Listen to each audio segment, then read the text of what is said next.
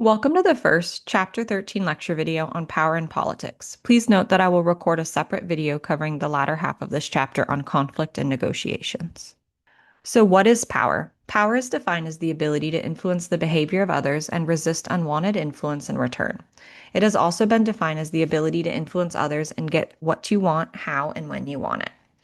Most power is a function of dependency, such that people obtain power by possessing or controlling resources, characteristics, information, or possessions that are desired by other people.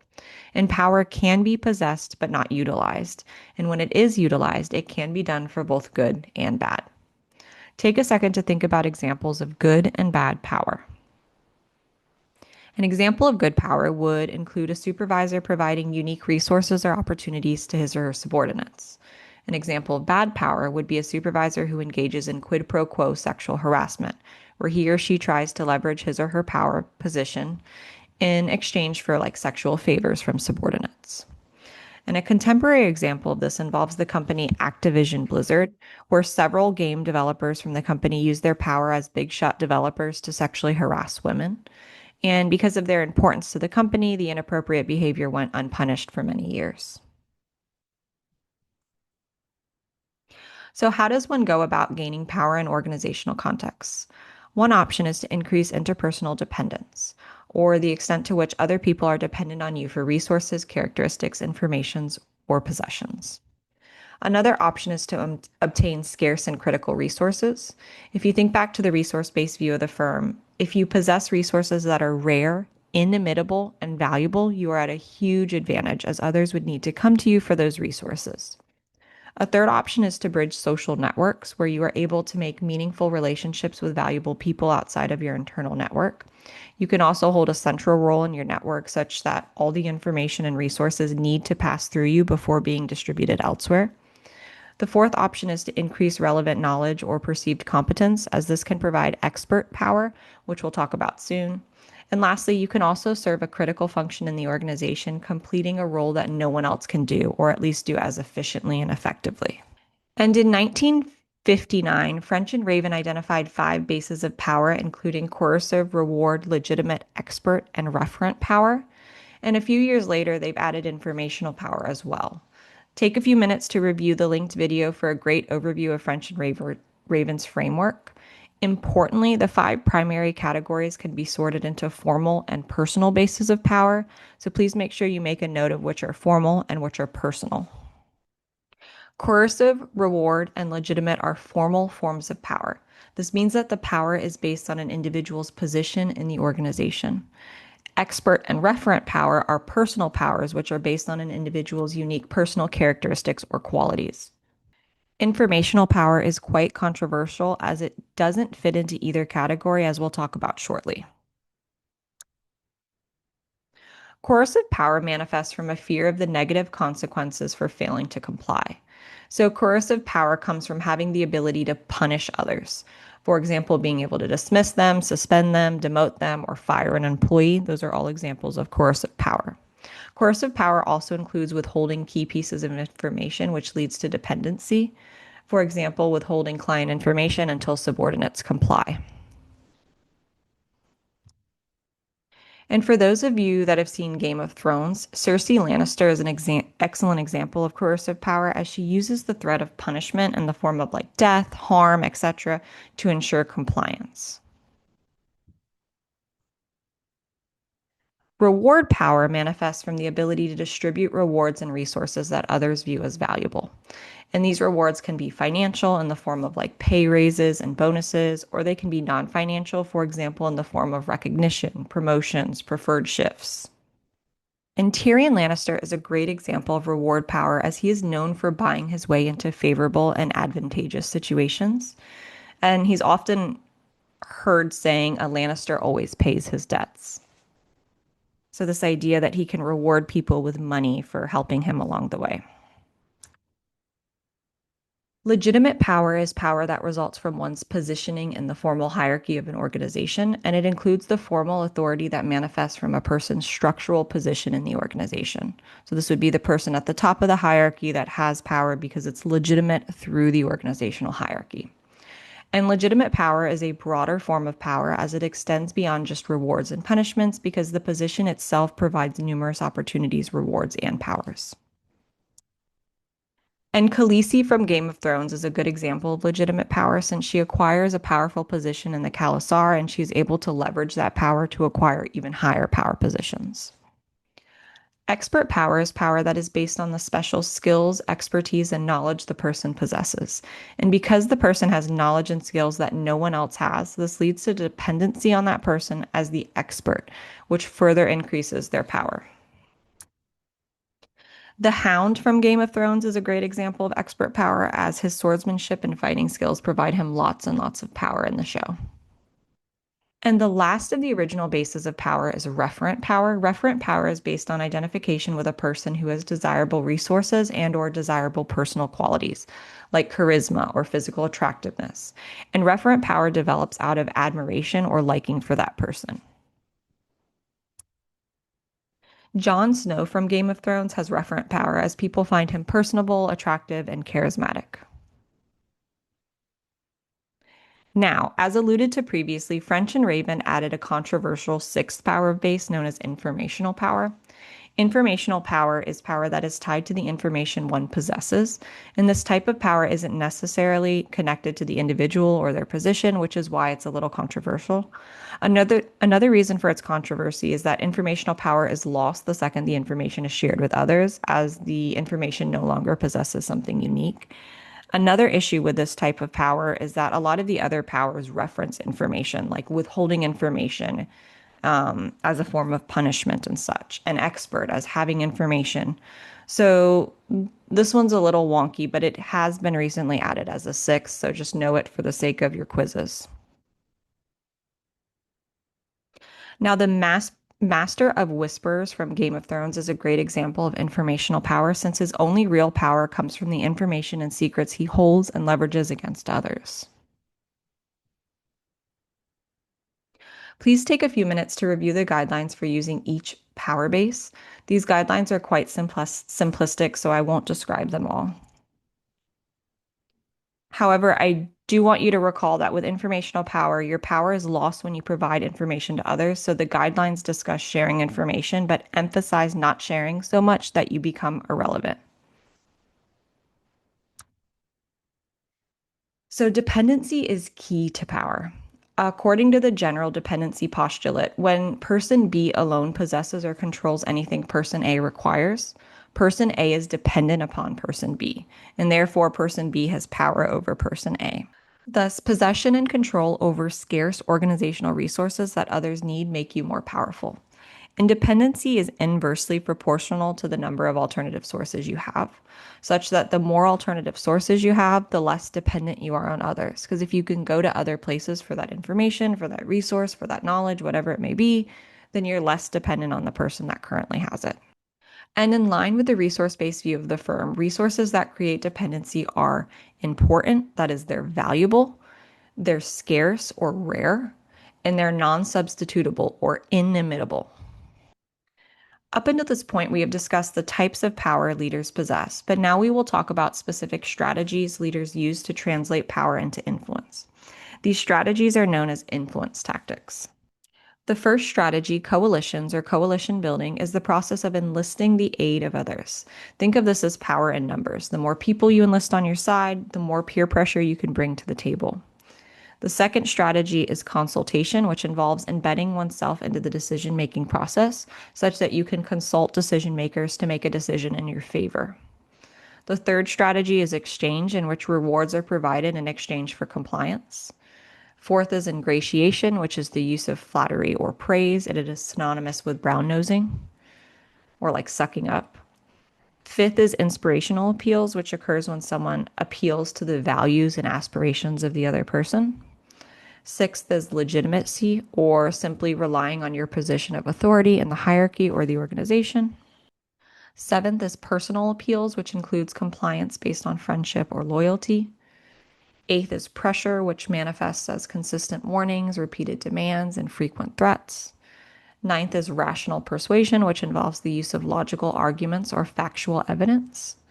10th is collaboration, which involves requesting the help of others so that the request is easier for the target to complete. And lastly is apprising, which includes clearly explaining why the request will personally benefit the target of the request. And you will notice I provide some quotes. This is just to help illustrate what this request could look like. So some influence attempts are more or less effective in general. For example, consultation, inspirational appeals, rational persuasion, and collaboration are very effective because they lead to internalization, where the target agrees with and becomes committed to the request. And importantly, internalization leads to both a change in attitudes and behaviors, which is why it is so effective. Now, ingratiation, legitimacy, personal appeals, and apprising are moderately effective as they lead to compliance, where the target is willing to perform the behavior or comply, but they do so with indifference. So there is a behavioral change, but there is not an attitudinal change. And there are also several influence attempts that can lead to resistance. These include coalitions and pressure. These influence attempts often lead to resistance in that the target is opposed to the request and attempts to avoid completing it, which results in no change in attitude or behavior. So these are generally ineffective. Now, in general, exchange also isn't very effective. However, it typically doesn't result in that resistance we just talked about, which is why it is emphasized in a different slide. I also want to emphasize here that coalitions, pressure, and exchange aren't entirely ineffective. They just, on average, are not as effective as the other forms. Interestingly, the effectiveness of influence tactics depends on directionality, meaning that some influence tactics are more or less effective depending on who they are being used on. Upward influence occurs when someone lower in the hierarchy tries to influence someone higher in the hierarchy, like a subordinate trying to influence a supervisor. Downward influence occurs when someone higher in the hierarchy tries to influence someone lower in the hierarchy, like a supervisor influencing a subordinate. And lateral influence occurs at the same level, so it happens from peer to peer. Please take a second to review the table, and I want to highlight a few key things. Rational persuasion is the only type of influence tactic that is consistently effective when using upward influence. It is also the only influence tactic that consistently works across all three directions. So it works upward, downward, and laterally. Second, downward and lateral influence attempts are almost identical except for the bottom two here, where inspirational appeals work better going downward towards those lower than you, whereas personal appeals work better going laterally towards peers. Furthermore, pressure works better downward and coalition building works better laterally. So the big question is, does power corrupt? Power often leads people to engage in self-serving behaviors, placing their own interests ahead of the interest of the group or organization as a whole. Furthermore, power often makes people sensitive to criticism or threats to their competency. And because there is an innate sensitivity, there also tends to be a disregard for feedback, which makes learning from mistakes more difficult. Additionally, power often leads to overconfidence in decision making, which can be very problematic when a biased, confident leader is making erroneous decisions. Now, that being said, power doesn't automatically lead to corruption, as there are many powerful people who avoid the errors and issues that power can provide. So, shifting gears a bit, when we talk about politics in organizational settings, we are not referring to whether you identify as a Democrat or Republican. Instead, politics in organizations or organizational politics are actions that employees take that are directed toward the goal of furthering personal self-interests.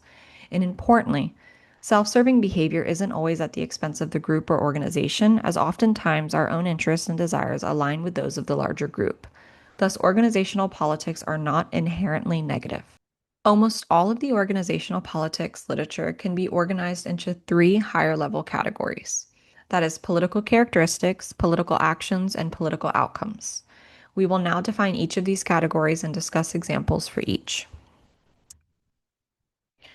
Political characteristics are individual difference variables that impact how people understand, perceive, and respond to politics. One example of political characteristics is political skill.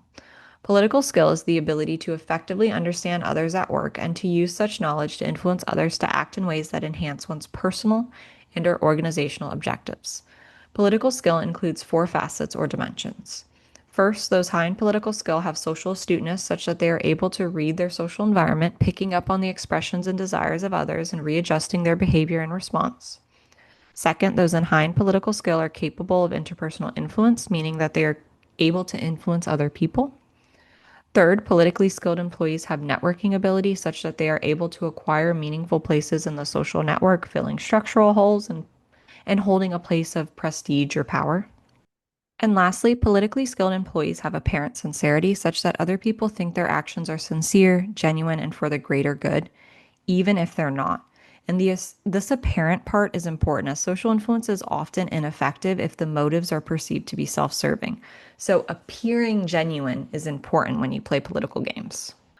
So, whereas political skill deals with having socio-political abilities, political will involves the motivation and desire to use energy and resources towards politics.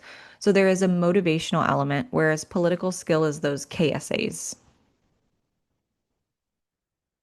The second category, political actions, include activities employees utilize to influence or manage others. One type of political action is general political behavior or activities that are not required as part of one's formal role in the organization, but that influence the distribution of advantages within that organization. And some examples of general political behavior including withholding pieces of information, spreading rumors, or leaking confidential information. Now, the influence tactics we discussed previously are another type of political action. Impression management, or IM, are activities designed to manage how one is perceived by others. And like influence attempts, the effectiveness of impression management are context and person dependent, meaning that the effectiveness of impression management depends on who it is being used on, how, and when. And there are 5 types of impression management. Ingratiation is when someone uses favors, conformity, and flattery in an effort to be perceived favorably. And you see ingratiation as an influence attempt that we talked about previously as well. Self promotion is when someone speaks highly of themselves, boasts, or takes undeserved credit in an effort to be perceived favorably. Exemplification includes appearing busy or dedicated or trying to make yourself look like you're contributing way more than you actually are. Supplication occurs when an employee pretends to be dumb in order to avoid being asked to do things. And intimidation occurs when employees make threats or intimidate others to seem more powerful. And there are 2 dimensions with these. So, impression management can be tactical or strategic. Tactical impression management is focused on the short term, whereas strategic impression management is long term oriented. So, think tactical, short, strategic, long term. The way I try to remember this is if you have a strategy that's typically long term, right? And IM can also be assertive or defensive. Assertive impression management behaviors are proactive, happening in advance of some event, whereas defensive impression management behaviors are reactive, happening after some event occurs. And again, I try to remember this as thinking if you're defensive, you're responding and reacting to something, so it's reactive, versus if you're assertive, you're stepping forward and being proactive. Okay, so think tactical, short, strategic, long, assertive is proactive, defensive is reactive. Political outcomes are the consequences that influence future political behavior, and there's 3 main ones of those. One example of political outcomes is political perceptions or politics perceptions. Politics perceptions are the subjective assessments that we make about the extent to which the work environment is characterized by self-serving behavior. And like all other perceptions, politics perceptions are highly subjective, such that they reflect perceptions of reality and not actual reality. So I may enter my organization and think it's highly political. You could be in that same exact organization and think it's not political at all. This is because perceptions are subjective. If interested, think about your current work environment and take a few seconds to review and complete the scale below.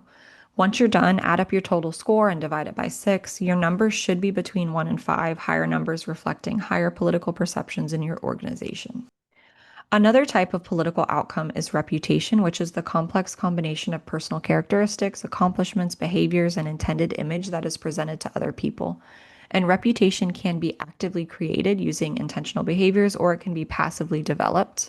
And reputation is highly subjective, as your reputation with your friends is likely much different than your reputation with your family or your colleagues. As such, you can hold multiple and differing reputations simultaneously. And reputation is temporal, meaning that it appears, grows, and changes over time. And power, we already went through power, so refer back to that if you need a reminder. Okay, that is it for this first lecture video. Please email me if you have any questions or concerns at samantha.jordan@unt.edu. Thank you.